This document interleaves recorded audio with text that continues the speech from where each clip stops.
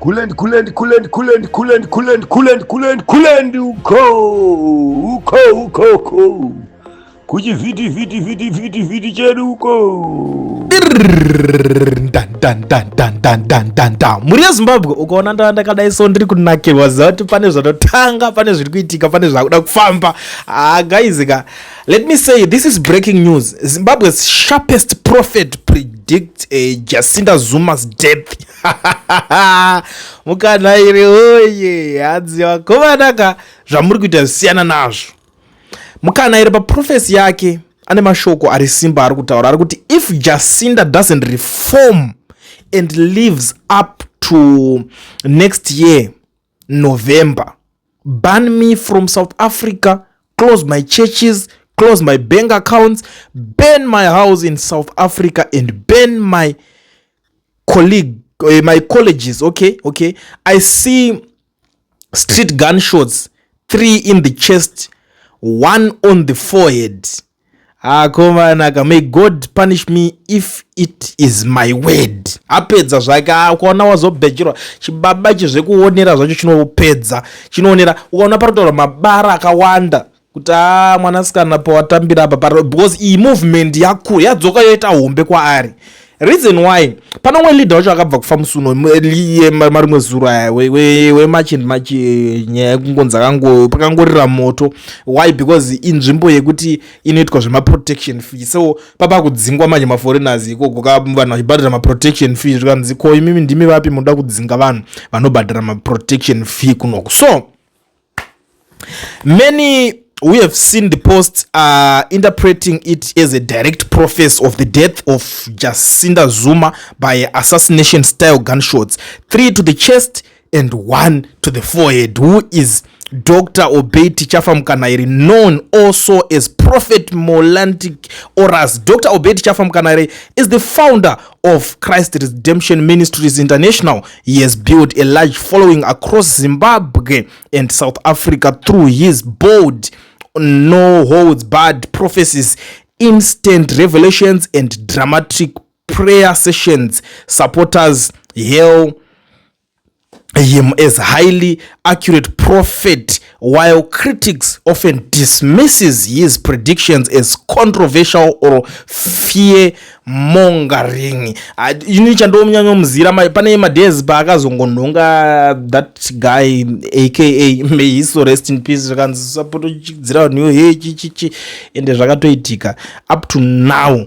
Vanhu nhasi varongota kuti but aka akatofa sefano komana chii chakanzongoitika mufeso wacho unoona ende madezi ndo paakatozotanga vanhu pakatanga kutozomubvuma kuti chibaba ichinoona tikutaura zvevanhu vanonhonga tsono kwete zvetumwe vanhu twakaita mukurumbira kudhara. Ava ndo maprofets vari kupisa zvemanje. That's why uchiona kuti inini ukaona watotaurwa pana paKulian TV mazuva acho ziva kuti madezi ako zvisho uri kupisa because panapa tinongopika vanopisa chete. Kana ukatonhora uri kaprofita kenzara kana kamuprofita kanotengwa nezvigananda, handitaure nezvako ina handina nguva newe. Ukatona ndatotaura nezvako ndiri kutotaura newe ndichitokubatanidzira kuzvigananda ikoko ndichitokubhura kwete zvekuti tingatotaura kuti anything kana kuti toti ningi ndiprofita ari kuningirikina kanganwa nezvangu. Anyways, muri Zimbabwe rekedza tiri panyaya iyoyo kune nyaya yacho iri kubva yadzika, iri kubva vanhu vari kunyatsoroa marevelations iwayo vari kutaura nezvenyaya iyoyo ende zvinoda kufambirwa izvi,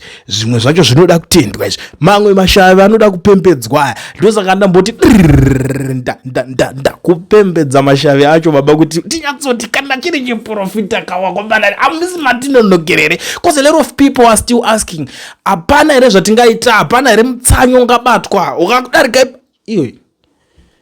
Do you think it's easy kuti wagara munomu for the past 15 to 20 years uchibalansa life yakaoma kai, uchipinda ubotanga kunosvikira pamarobots, uchitanga utsvaga basa parobots, uchipedza kuwana pamarobots obva waenda next step, waona ukanga vakabasa, wakutanga kuunganidza tumari, wakutanga kuita tumapiece job tukasiyana uchiita sese, obva watanga kuonera kuti tuwa tumadhiri twemari, wakutanga wavhura tumabusiness 1 2 3 4, wakutanga zvese izvozvo obva wagaina ground. Obvozongonza from nowhere mawandisa avahambe ngavarowe pasi vari kuchitorera mabasa. Iwo mabasa acho wakatosiya ukadarika level rekutoningina mabasa wakutopinza vanhu mabasa vacho. Vanzai wanga varowe pasi. and you think it's easy, you think it's funny. Imi now mazimba ari kuti chii panyaya iyoyi. Hanzi Jacita is not the problem here. She is fighting for real cause. We may not agree with her as Zimbabweans, but check the nose, guys. SA was overwhelmed by foreigners. Pachokwadi, how do you feel if that happened in Zimbabwe? Foreigners getting richer than locals. Prophet, please, let's look at the matter without emotions but objectively. Right, uya anorwara uyu handichataura senemu yako, unorwara shamwari. Zvinhu zvauri kutaura hazvina musoro, uri kutaura zvakafanira kunzi mvura yatota. Vamwe vanhu uchati pfungwa idzi ndodzaunoshandisa uchikurosa rodhi here, ndo pfungwa dzaunoshandisa uchitonzi baba vemba. Utote mwana ari kutotaura kuti ane zvaachada kunzwa kwauri baba uchifunga zvakadhakwa kudaro. Tiri kutaura this issue is the matter of life and death. Don't say because vanga vawanda kuita sei pfungwa dzakadhanganyika, because iwo wakufila kuti utofara kuti vanhu vadzoke. Ndimutepeo nokufara kuti munhu ngavadzoke vacheme, tiri kuno kuti kawanda unazozoti life yako wafoira, but tiri kuona kuti vane vamwe vari kupukunyuka baba vachimhanya vachienda kunze kwenyika vachitodaiso. Ende unoziva kuti vanhu havasi kuperera kunoko, vamwe vakutojambira chidhiri chemacruise ships chechi, but atoti ndakatanga ndiri muSouth Africa munomu. Vamwe vari kutoita mabhizinesi mota giver tichataure, iwo uchingori pasame level paunga uri kudhara ipapo. Pamwe wanga uchiita mheno mabasa zvenyu madhiri zvemai muchiiteko, wakuti aiwa South Africa inge yakawandisa, she's not wrong, ngatitarisei pasaidi rori Prophet because zvinozodai so. Atidaona nepfungwa dzakadhakwa. Vanhu vakadaro ndo vanonzi ndai munovhiya mbudzi pamadare paipa. Gara pasi, sit down, vakuru vataure, vakuru vadiscuss. Auna chaunotaura, unotaura chii paunotaura panotaura vakuru? Unotaura kuti kudii chaunoziva? Unozivei nezvenyika yenhigirikini? Yo, do you think kuti muZimbabwe muna maforeigners? Yenda unotarisa Mbare, unofunga kuti vanhu Mbare vaya maZimbabweans iwewe. Kuna namufakos kwesoko vanhu vakamama allowance aya mabrand aya vakapinda meme vakatowana tumanzvimbo but vakatozadza izvi so, ende vari kuvhota kwete zvekunyepa, vachivhotera futi zvimwe zvemunenge musingadi. Uri kutaura kuti chicho notitaurirewo mabumbwa mangani kuZimbabwe kwacho ikoko? Tingataura zvekuti chicha munota mangani mabumbwa, go and check kuti mangani, but hakuna akambokomblena nezvazvo. Vakatopiwa ma-IDs vatova vana veZimbabwe, zvakatopera zvakadaro zvakatofarana. Iwo ndo zvazoshamisira nhasi. Iwe Africa yacho iwe unzi dai because chakati pfungwa idzodzo dzekuti uri kugadzirirwa karuvengo neturungu tukauya tukadivhaidha Africa. Iyo yanga iri nyika 1. Unotaura kuti kudiko vanhu vakanenge vakatodzunga irovo zvavo. Anyway, umwe ari kuti Jacita started a revolution that will live beyond her, no matter whichever year she passes on, like the rest of us will, even if it's 2084. Ya zvamukutaura izvozvo itaurai, asi kune leader wavo, because handiti zvoenda vanenge vane ma-coordinators nema-leaders. Kuna abva kufa manje apa achifira nyaya idzodzi dzekuda kubata nzvimbo, kuda kudzinga vanhu. Unosiya vanhu kavasi vajaira kuita mari pamadhiri avo, wakuda kunokanganisa navo panofiwa. I would like to think the Prophet is only flagging it up for people to pray and intercede for Jacita. If this prophecy is to come to pass, listen, even me, I agree with what she's fighting for, but should she lose her life for it? I don't think so. So whoever supports Jacita, please intensify your battles in prayer first before you run into the battleground. My opinion. You are very stupid, my guy. Makazara vanhu vari stupid maZimbabweans. Hamuzivi zvamunoda vamwe wacho. Iwe tikutaura this is the matter of life and death. Hausati wasvika pachipiswa vanhu pochapisirwa kana mukadzi wako, kana kupisirwa mwana wako, kana kuti kupisirwa mubereki wako. Handina vazhinji mukugara navabereki unonzi baba wako vasvuurwa, kana kuti mai vako vapfekedzwa tai vakapiswa. Ndipo uchanzwisisa kuti vanhu kana vatouya vachiita zveviolence havasi kuseka. Ndopo uchanzwisisa zvese izvozvo, but because muda kuzvita muneito mafacts mada kusangana to English makapusa itaika zvamuri kuita. Inani not saying ndiri kuti chiprofita ngachiitike zvachaita. Let your will be done, let your will be done, let your will be done. Kana kuri kuchechi takutodzirowa takutokombozera ipapo, kwete kutotaura kuti boss Prophet you are wrong because zviri kuita izvozvo. Imi wrong kuti say majaira maprofeti ekuti anenge achishanda nezvigananda vekuti hapana havambofaka nesolution. Obvious inini, that's why nchita kuti kuona ndikupika maprofets ndikupika vanopisa. Imikaimi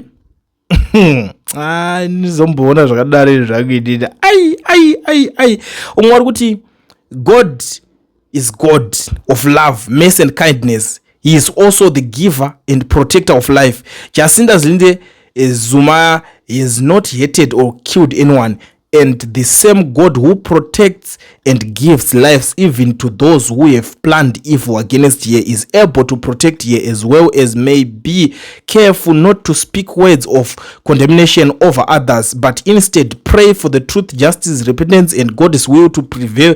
Let God be the final judge, for his judgment and always righteous. Aindosaka ndiri munhu munyika zvangu handiwirira nema unoenda kuchechi munokanga kupusa kamunako so kekuda kufungidzira kuti munoziva mascriptures. At the end of the day hapana zvazviri kukubatsirai vazhinji vacho. Inozoti vazhinji hamuna zvazviri kukubatsirai kapi. Tichikuona zvedu toda kuti tizona tarisa izvozvo situation kana yekuZimbabwe. How many people have been praying? Makanamata kangani izvezvi? Kangani zviizvi zvichibuda muchitoutwa zvekupenga. Vamwe vakatonamata madhezi aya vakati unotsanyira kuti Mnangagwa abve. Izvezvo atosaina kusvika ku2030. Dai Will Smith akasangana navanhu vanonamata namata daiso aitotonga kusvika afa kusvika atoitawo the same thing that is happening right now in Zimbabwe. Hatidi vanhu vakapusa. Munoshandisirwa mascriptures zvekusaziva izvozvo. Pamwe pacho saite zvekutsvagirwa mascriptures. Chingoona kuti panapa pari kutoda chaka. Iwe kana panga patoti inini zvangu. That's why I respect madhara ekare. Vairova voodoo style vave. Voodoo baba munhu akadzingwa munhu akaiswa kana muri muhari as long as zvichishanda kuti zviningirike nevanhu. Hatisi kusekerera kudzingwa kwevanhu. Izve imi maZimbabweans muda kunyebedzera kuziya stereki. Apa ipa baba uri kudaroka because haasita friend kuside kwauri. Musi wachadzingwa chibasa chauri kushanda icho chonyasona kuti haunongwara. Haunotombochenjera. Inini zvandiri kutaura izvi zviri kuwirirana nevazhinji vari munomu muSouth Africa. Vari kuchinzwisisa chinhu ichocho baba. Wajaira everyday uchimuka everyday uchienda kubasa kwako uchirowa kana chibhasikoro chako chidhudhu bike uchirowa maMr D deliveries iwewe baba. Wamuka everyday wajaira kurowa boat yako urowa kamota kako uchitoita madhira ako uchipinza mari ungomuka wanza vahambe hauchafambi kunodaro unotangidza unonorara mari ichira basa raunonoita iwe kuZimbabwe kwacho kunonzi unoita basa. Vazhinji muri kurowa even mota racho mutodriver nemalicense ezvimukidi but ndiani ambozvinongedzera kuti wakomana mune zvimukidi but mukutorarama muri dziri kudya obva ungoimuka wakakatwa kakula ifunga zviri izvo uri security uri guard izvezvo. You're watching me even some of you utori guarded boy uri ipapo wonzwa munhu achiti aiwa ngavamuprotect ari kutora munhu ari kupinda pese ino hamuna kuona pakavaita door to door vachidhudhuludza vanhu budai endai avahambe door to door. Iwe wofunga kuti you're so special zvokuti vachakusiya. Come on guys. Avanhu amuwazive. I know most of you muri vanhu vaya kuti makazowana plan. Makambopinda muSouth Africa makagara makaenda. Saka makungotaura garbage about zvinhu zvamusinganzwisisi. Dai wanga uri unyatsokunzwisisa situation neinfluence iri kuiswa nemwanasikana uyu. I don't think kuti any one of you I commend this nonsense. Ndoziva kuti maZimbabweans muda kuzvita makadzidza stereki but kana kuri kudzidza kwacho muri madofo ekupedzisira ndatokutaurirai handidi kuti vanhu mukomende zvinhu zvamusinganzwisisi. Mira nevanhu zvakanaka. Ziva kuti vanhu vari kusangana nezvinhu zvakaita sei. Busy ngokomenda ari kutoona ndobva toti kana vakwawo vacho vari kundisapota. Do you know kuti even izvi zvichaita kuti vanhu vatambure muno muSouth Africa is because of maZimbabweans ivo vada kunyebedzera zvito vakadzidza stereka. Muri kunyatsoona vanhu vari kumhanyiswa vanhu vari kuti instead of mugare pasi mubatane rimwe ri kutonyora mafacts aro they are not wrong inyika yavo unopenga here uri right uchanyatsodzingwa uri iwewe wacho unzi iwewe uchinyora nonsense toona kuti iwe unoperera papo. Do you have any plan? Hauna. You are failing in life. That's why you are feeling jealous pane vana vevanhu vari kuita zvinhu. Iwe hauna kana chauri kutomboita kana one. The next thing kuti but ari kutorwa inyika yavo saka uri kutaura zvenyika yepi uri kuziva yacho. Unonzwa kuti aiwa guys the best thing is to go back and fix our country. Iwe unofungudza kuti vanhu vari wakazvitarisa. Do you think that you are more clever than anyone who is in Zimbabwe right now? Do you think that you are more brave than anyone who is in Zimbabwe right now? If you are more brave, go and try it. You don't have to go to Harare there. Chingopinda paboda paipa utange msindo yako uri kufunga kuti unoita yacho iyo. Uona kuti zvinopera sei. And then from there pochapuwa lesson yekoko ndopochadzidza kuti vanhu ava they are not wrong. Even kuongorwa munhu ari uningina uchifila kuti pamwe wautyisa. Like ndotoona kuti nyaya tungoti mune chisimbisano mwachiti ndinenge nditori nekapfuti kangu ndinozodai so. Enda unobatwa unayo. Pinda nekapfuti kacho muZimbabwe. Ubatwa unako. Unozoudza vamwe kuti hamawe azviitwe ndasangana nezvinhu zvakarema. So ladies and gentlemen, ndo nyaya iripo ma-updates andinawo and nema-challenges atiri kusangana nawo nevanhu vari kupusiswa. Musapinde machechi anokupusisai kudaro. Inini ndinoti akomana one bhodhoro imbowana one chekumwa one chikandingana zibhodhoro zihombe green bhodhoro brown bhodhoro kana chii imbomwa hombi jana because kana zvakudai so and even my pastors, you know, I speak with pastors tikutaura vakatumwa njaicho naMwari vachitaura kuti this is bullshit. Chii chakadaro chiri kuitika ichochi ngazvimire, all these things must stop. Those are the real pastors. Vanotaura kuti hazvisiri izvo, Mwari wacho hauwirirani nezvinhu zviri kuitwa izvi kwese everywhere, be it in Zimbabwe, be it in South Africa, be it in Botswana, you know, vanotaura. I speak with pastors and sati ndakambodzwa pastor anoshonyokora magwaro magwaro zvekudzidza odzidza magwaro zvekudzidza tumagwaro toku high school inonzi chi ndo scripture union ka wakuda kufamba uchifunga kuti tinongoshauna uchangoverenga kavhesi kako. In real life zvakasiyana baba, zvakatosiyana. You can read tuma scriptures uchizviparangisha but pareality chapo chona zvimwe zvacho zvokutaura zvishande ndochasara uchiverenga. Kwavakawanda takaona vokuti aitotaura scripture munhu vadzimwa baba vaatofa achitaura kuti mascripture twake tikunyebedzera udoziyaziya. Hapana chinoshamisa apa kana kuti chinoningina chekunzi waverenga ngo scripture uri kuverenga zvinhu zvausingaziye, uri kuverenga zvinhu zvakatonyorwawo ende unoona kuti unokundwa kufunga. Ndona vazhinji vacho mabhidza vaverenga ka scripture uri kutoverenga ka wakutotuka futi kana even kana timu rekumwe rekumasorere tinombotedwa vamwe vacho vanozodidi but inini ndobhiga vamwe vacho kuti vanototaura kuti aiwa ungadzinge maZimbabwe ndakutokurwa voodoo style, takutokisa mahari, takutokubaya netsono. Ndo vanhu vatinoda, machechi atinoda. Nguva yatiri life yatooma hazvimbodi kuti tozvitabura runzwisisa. Ukanzwisisa uchafira mahara, uchafa uchinzwisisa uri munhu akanaka. Unzi akazoenda ponosvika uzoona kudenga kwacho unzi akakuti upuse ndiani. Handiti nguva yokurarama panyika ukatambisa iyo ndio unoziva kuti kumberi kwacho uchanorarama zvakaita sei. Musati nyangadze maZimbabweans. Anyway, ndandatotaurisa kudhara asi ndandatota sendaoneka but ndoda kuzivisai maZimbabweans ese vari munyika South Africa ine vari kuda kuregisterwa macompanies nekuvhurirwa ma-FNB business accounts vasina ma-work permits kana ma-study permits. Ndiri kuti mukana ndiwoyu. Pane company inonzi Education Research, iyo inova yega company inotungamirirwa naMukoma Owen. Dzinova idzo shasha pakuregister macompany nekuvhura ma-FNB business account kune vanhu vasina ma-work permits kana ma-study permits. Saka ndiri kuti garai mavabata panhamba dzavo dziri kubuda pascreen vakuitirei muri kwamuri ikoko vari kwavari ikoko kushanda navo kunenge kufona so because nhamba dzavo as long as dziripo dzichingoapia dzichipinda chete zviri kureva kuti office yavo iri nationwide.